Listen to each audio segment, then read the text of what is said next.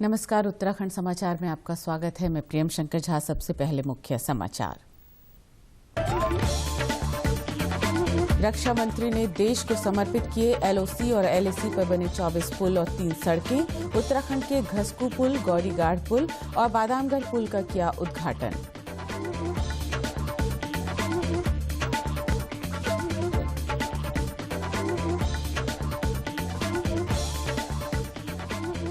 मुनि की रेती में भाजपा की विजय संकल्प यात्रा का हुआ भव्य स्वागत। केंद्रीय राज्य मंत्री वीके सिंह और कैबिनेट मंत्री सुबोध उनियाल ने किया प्रतिभाग। कहा, 2022 में बहुमत के साथ बनेगी भाजपा सरकार।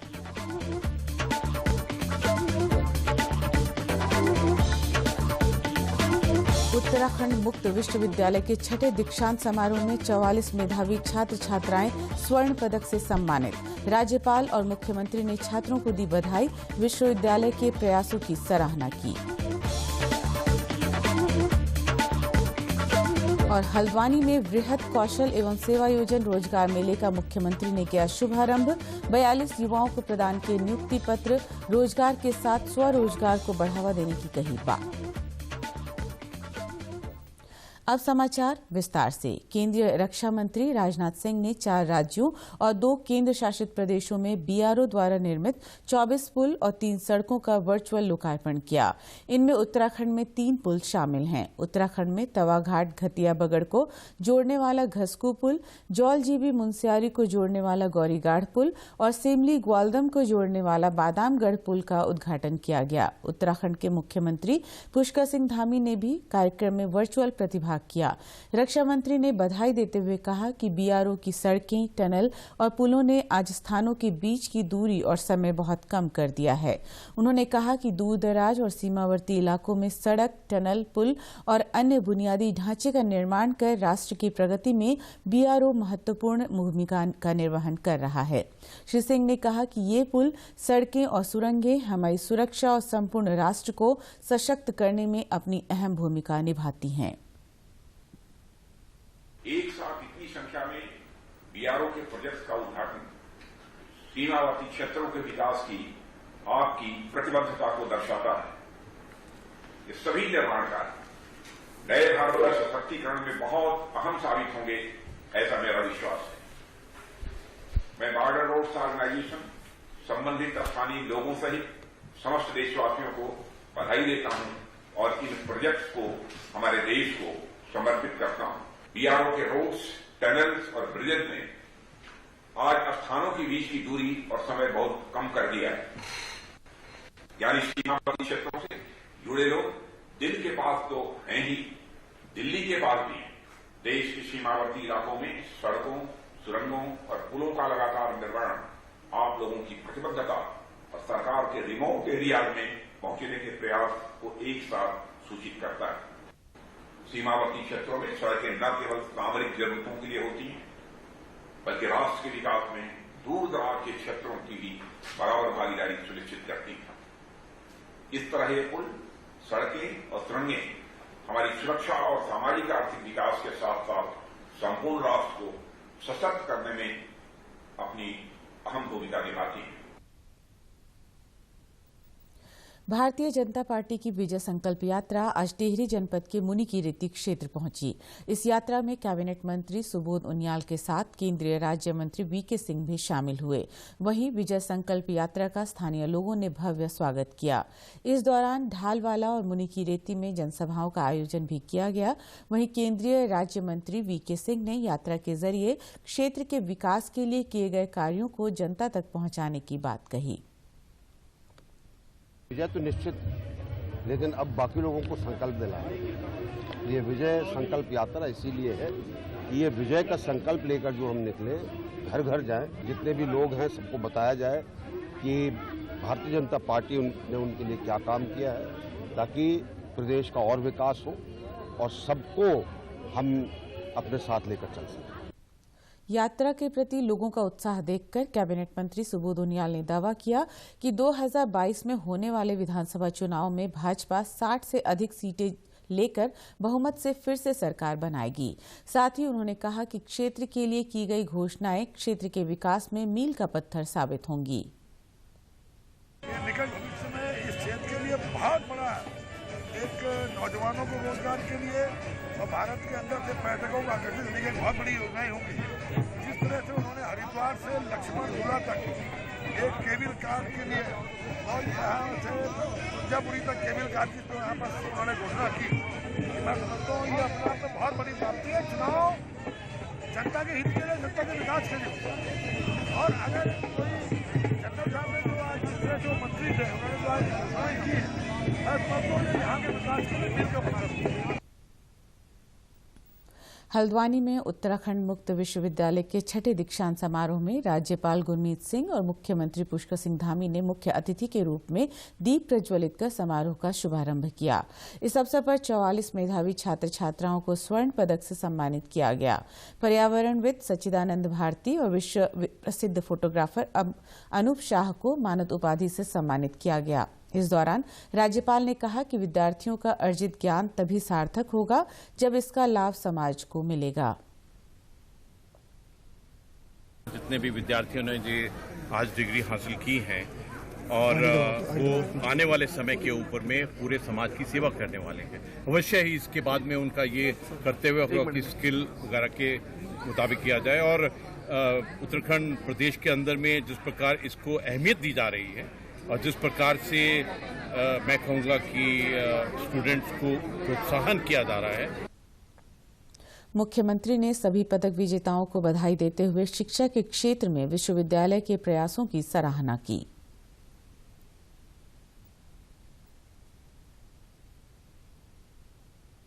शिक्षा के क्षेत्र में कम समय में नए आयाम स्थापित किए हैं और यहाँ पर आईटी अकादमी बढ़े, यहाँ पर ज्ञान और शोध का केंद्र बढ़े। उसके लिए हम सरकार की तरफ से और भी प्रयास करेंगे जिससे कि ये क्षेत्र प्रमुख के केंद्र बने। उसके लिए हम लगातार और हमने कि सभी विद्यार्थी आने वाले समय हमारे नए उत्तराखंड के आत्मनिर्भर उत्तराखंड बनाने के लिए सबका योगदान है। सभी लोग मुख्य धारा में। केंद्रीय औषधि मानक नियंत्रण संगठन ने आपात स्थिति में कुछ एहतियाती प्रतिबंधों के साथ कार्बोवैक्स, कोवोवैक्स टीके और संक्रमण प्रतिरोधी दवा मोलनुपिरविर के उपयोग को मंजूरी दे दी है। ट्वीट संदेशों में स्वास्थ्य मंत्री मनसुख मांडविया ने कहा कि देश में निर्मित पहले कार्बोवैक्स टीके को आरबीडी ने विकसित किया है और ये प्रोटीन युक्त टीका है। ये हैदराबाद की फर्म बायोलॉजिकल ई ने बनाई है। कोवोवैक्स टीका पुणे की सीरम इंस्टीट्यूट द्वारा निर्मित किया जाएगा। श्री मांडविया ने कहा कि मोलनुपिरविर का निर्माण देश में 13 कंपनियां करेंगी, जिसका इस्तेमाल आपात स्थिति में वयस्क रोगियों के इलाज के लिए किया जाएगा। उन्होंने कहा कि प्रधानमंत्री नरेंद्र मोदी ने कोविड के खिलाफ लड़ाई का नेतृत्व किया और टीकों की सभी मंजूरियां महामारी के खिलाफ वैश्विक लड़ाई को और मजबूत करेंगी। कोरोना के बढ़ते मामलों को देखते हुए प्रदेश सरकार ने कल 27 दिसंबर से राज्य में रात 11 बजे से सुबह 5 बजे तक रात्रि कर्फ्यू लगा दिया है। इस आदेश के अनुपालन में पुलिस उप महानिरीक्षक वरिष्ठ पुलिस अधीक्षक देहरादून जन्मजय खंडूरी ने सभी अधीनस्थ अधिकारियों को कड़े दिशा निर्देश जारी किए हैं।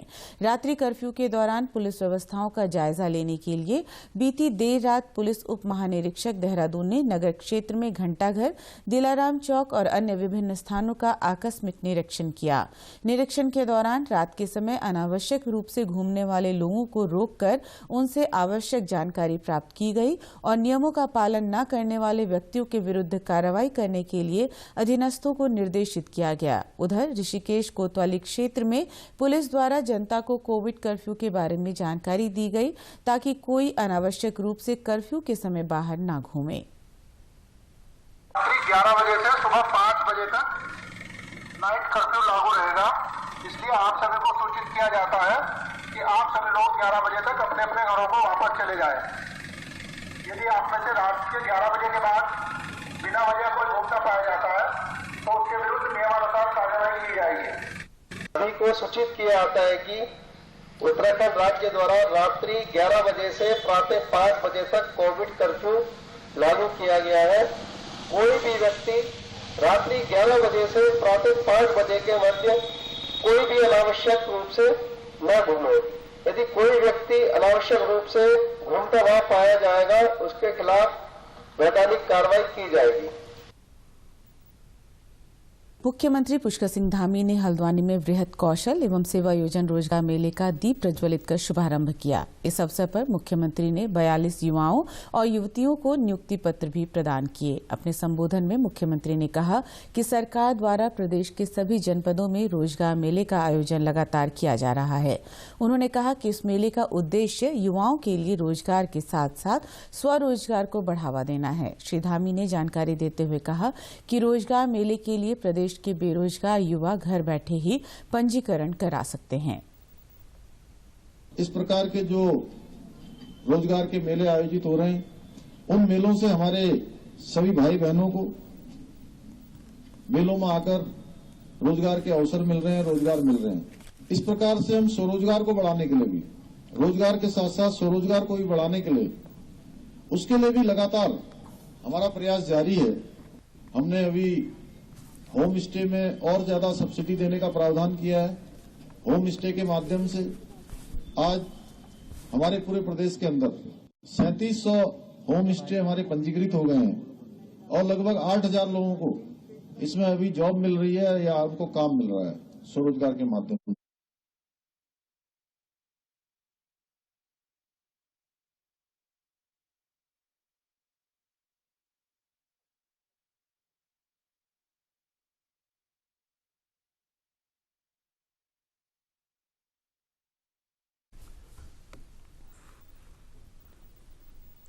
मुख्यमंत्री पुष्कर सिंह धामी ने अंतर्राष्ट्रीय पौष्टिक आहार महोत्सव में प्रतिभाग करते हुए प्रदेश में एक जनपद एक उत्पाद योजना के तहत प्रसंस्करण यूनिट की स्थापना के लिए 25% सब्सिडी दिए जाने की घोषणा की।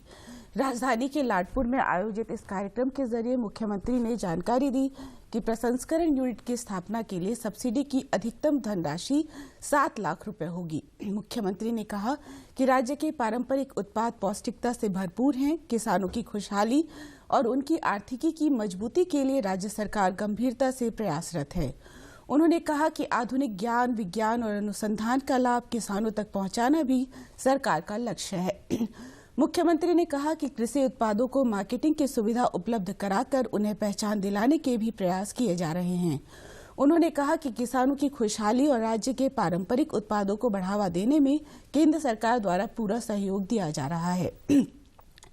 इस अवसर पर कृषि मंत्री सुबोध उनियाल ने कहा कि राज्य सरकार किसानों की आय को दुगुनी करने की दिशा में कृषि और बागवानी के क्षेत्र में अनेक योजनाओं पर कार्य कर रही है, जिसमें केंद्र सरकार का पूरा सहयोग मिल रहा है।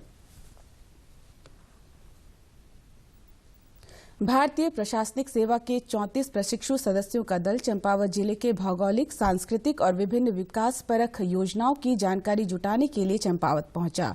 इस दौरान चंपावत जिलाधिकारी विनीत तोमर की अध्यक्षता और मुख्य विकास अधिकारी की उपस्थिति में इस दल के 34 IAS, IPS, IRS के साथ ही विभिन्न पदों के प्रशिक्षु सदस्यों को जिले के ग्रामीण क्षेत्रों में सरकार द्वारा चलाई जा रही योजनाओं के संबंध में जानकारी दी गई। जिलाधिकारी ने परिचयात्मक बैठक के दौरान जिले के पर्यटन, धार्मिक, कृषि, विकासपरक गतिविधियों और योजनाओं की जानकारी दी और प्रशिक्षुओं की शंकाओं का निवारण भी किया। बैठक के दौरान मुख्य विकास अधिकारी द्वारा प्रोजेक्ट के माध्यम से जिले में मनरेगा द्वारा कराए जा रहे कार्य, केंद्रीय वित्त योजना, राज्य वित्त योजना, शिक्षा, स्वास्थ्य, प्रधानमंत्री आवास, स्वच्छ भारत मिशन के अंतर्गत शौचालय निर्माण, सफाई, स्वयं सहायता समूह, कृषि और अन्य योजनाओं के संबंध में विस्तार पूर्वक जानकारी दी। मुख्यमंत्री पुष्कर सिंह धामी ने भारतीय विकास एवं शिक्षण संस्थान की स्मारिका हमारे बुजुर्ग, हमारा सम्मान, हमारा अभिमान का विमोचन किया। अपने आवास पर आयोजित इस कार्यक्रम में मुख्यमंत्री ने कहा कि भारतीय विकास एवं शिक्षण संस्थान द्वारा बीते वर्षों में मेले के माध्यम से गौ, गंगा और गांधी जैसे विषयों पर चिंतन कर अनेक सराहनीय कार्य किए जा रहे हैं। उन्होंने कहा कि स्मारिका में छात्र छात्राओं और प्रबुद्ध व्यक्तियों के लेखनों का समावेश किया गया है। ये स्मारिका आम जनमानस के लिए उपयोगी सिद्ध होगी। इस अवसर पर राज्यसभा सांसद नरेश बंसल, विधायक उमेश शर्मा काऊ और भारतीय विकास एवं शिक्षण संस्थान की स्मारिका के संपादकीय मंडल के सदस्य उपस्थित थे। प्रदेश के समाचारों में बस इतना ही। चलते चलते मुख्य समाचार एक बार फिर। रक्षा मंत्री ने देश को समर्पित किए LOC और LAC पर बने 24 पुल और 3 सड़कें। उत्तराखंड के घसकू पुल, गौरीघाट पुल और बादामगढ़ पुल का किया उद्घाटन।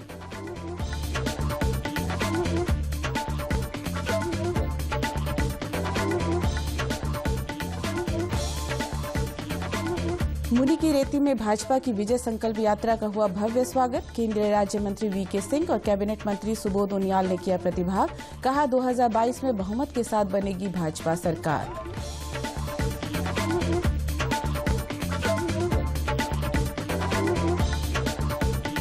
उत्तराखंड मुक्त विश्वविद्यालय के छठे दीक्षांत समारोह में 44 मेधावी छात्र छात्राएं स्वर्ण पदक से सम्मानित।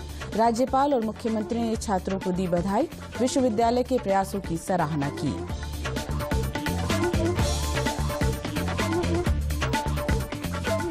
और हल्द्वानी में वृहद कौशल एवं सेवा योजन रोजगार मेले का मुख्यमंत्री ने किया शुभारंभ। 42 युवाओं को प्रदान किए नियुक्ति पत्र। रोजगार के साथ स्वरोजगार को बढ़ावा देने की कही बात। प्रदेश से जुड़े अपडेट्स के लिए आप हमसे सोशल मीडिया के माध्यम से भी जुड़ सकते हैं। हमारा ट्विटर हैंडल है DD News_देहरादून। हमारा फेसबुक पेज है DD News उत्तराखंड और हमारे YouTube channel DD News Uttarakhand को भी आप सब्सक्राइब कर सकते हैं। कोरोना संक्रमण से बचने के लिए मास्क का अनिवार्य रूप से और सही ढंग से प्रयोग करें। साथ ही सामाजिक दूरी का ख्याल रखें, नियमित रूप से हाथ धोएं और याद रखें कोरोना को हराना है, मास्क जरूर लगाना है। साथ ही यदि अभी तक आपने वैक्सीनेशन नहीं कराया है तो आप भी जल्द से जल्द वैक्सीनेशन करवाएं और खुद को और देश को सुरक्षित रखें। नमस्कार।